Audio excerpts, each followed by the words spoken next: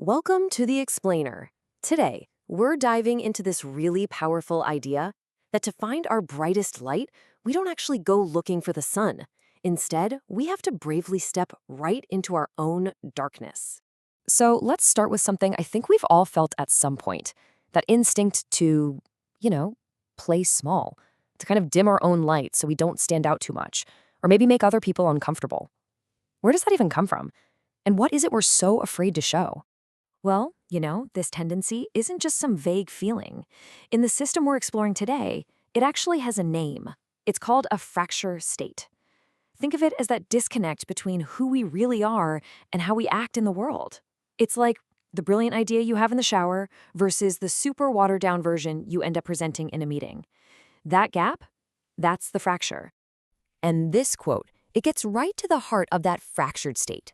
We start seeing our own unique light not as this incredible gift, but as a risk, a hazard. We end up choosing the shadows because it just feels safer than taking on the responsibility that comes with shining brightly. Okay, so if hiding our light is the fracture, then what is the light we're hiding?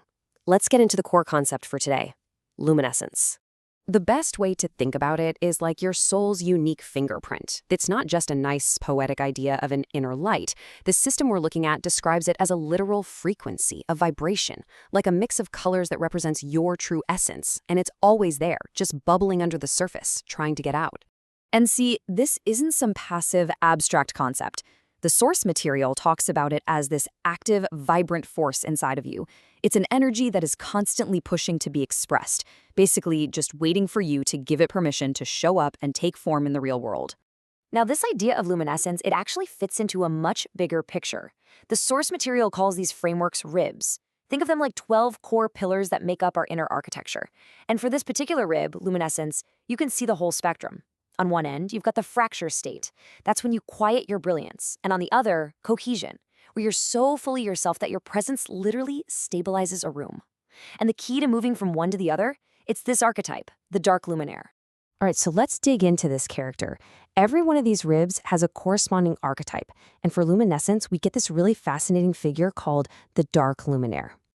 So the Dark Luminaire is the guardian of our inner light. But here's the paradox, the big twist. The only way to get to that genuine, authentic light is by walking through the very shadows we've spent our whole lives trying to avoid. And to really get a feel for what this means, the source material gives us this incredibly powerful story. It really shows what this inner confrontation looks like, this journey into yourself to meet whatever has been holding your light hostage. The story kicks off in this place of deep internal dread. You can almost feel it, right? This psychic landscape of fear. And then, out of that darkness, something terrifying emerges, a figure that is the embodiment of that fear. And this figure, it's so powerful, so absolutely paralyzing, that the normal instincts, fight or flight, they just vanish. The narrator is completely frozen, forced into this raw, direct confrontation with the very thing they've been running from. And this is the pivot. The whole story turns, right here. Instead of fighting back, instead of resisting, the narrator does something completely unexpected. They soften. They choose to understand the fear, which then leads to acceptance, and then to this just shocking act of love and integration. So what's the resolution here? What's the payoff for going through this intense inner battle? Well, it's where this whole idea really clicks, and it is a complete reversal of what you'd probably expect. And there it is, a total transformation. The object of terror isn't defeated, it's not banished, it's integrated. The source of all that fear is revealed to be a source of incredible strength. It becomes an ally. This just lays it out so clearly, right? The whole perspective shifts. What we thought was this huge threat that we had to run from at all costs turns out to be a guide, something to learn from. So this is the crucial point. Our brightest, most authentic light, our luminescence, it isn't something we find by just avoiding darkness. It's not the absence of a shadow.